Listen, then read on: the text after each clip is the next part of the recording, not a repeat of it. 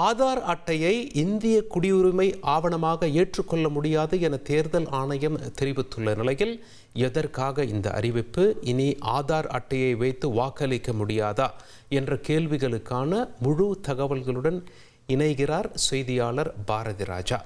பாரதி ராஜா, இந்த வழக்கு உச்ச நீதிமன்றத்தில் வருவதற்கான காரணம் என்ன? பீகாரில் என்ன நடக்கிறது?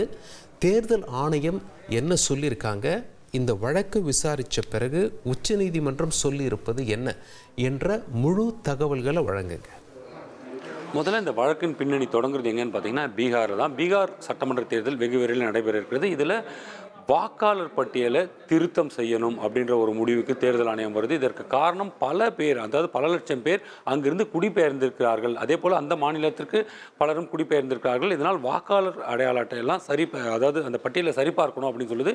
இதை எந்த முறையில் சரிபார்க்கணும் அப்படின்னா ஸ்பெஷல் இன்டென்சிவ் டிரைவ், அதாவது முழுமையாக அங்கே இருக்கும் 4 கோடி வாக்காளர்களையும் அந்த விவரங்களை மீண்டும் சேகரிக்க வேண்டும், அந்த விண்ணப்ப படிவம் மூலமாக பதிவு செய்ய வேண்டும் என்கிறது. இங்கே தான் பிரச்சனை ஏற்படுது. காலக்கெடு ரொம்பவும் குறைவாக இருக்குது.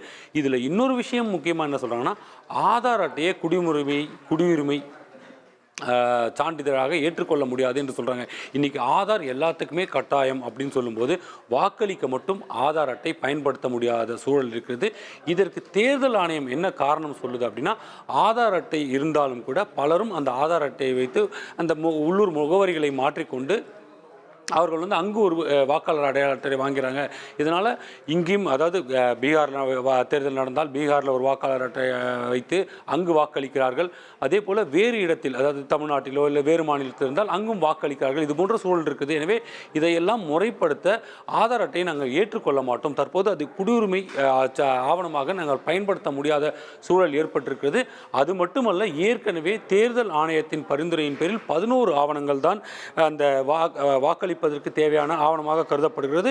இதில் முக்கியமான ஆவணம் 1987 ஜூலை 1ஆம் தேதிக்கு முன்பு வழங்கப்பட்ட வங்கி, தபால் அலுவலகம் மற்றும் பொதுத்துறை நிறுவனங்களின் அடையாள அட்டை, பிறப்புச் சான்றிதழ், பாஸ்போர்ட், அங்கீகரிக்கப்பட்ட கல்வி சான்றிதழ், மாநில அரசால் வழங்கப்பட்ட நிரந்தர இருப்பிடச் சான்றிதழ் என 11 வகையான ஆவணங்கள் குறிப்பிடப்படுது. இதில் ரேஷன் கார்டு வரல, ஆதார் கார்டு வரல, இவ்வளோ ஏன் வாக்காளர் அடையாள அட்டை கூட வரல அப்படின்னு சொல்லப்படுது. அப்படி இருக்கும்போது ஏன் இந்த ஆதாரை கட்டாயமாக்கக்கூடாது என்று நீதிமன்றம் ஒரு கேள்வி எழுப்புகிறது.